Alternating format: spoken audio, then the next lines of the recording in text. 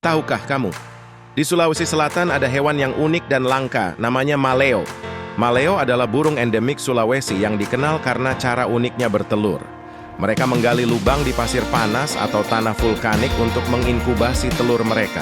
Telur maleo berukuran besar, bahkan bisa mencapai 5 kali ukuran telur ayam biasa.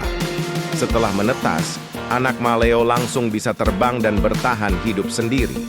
Sayangnya, populasi maleo semakin menurun karena habitatnya yang rusak dan perburuan liar.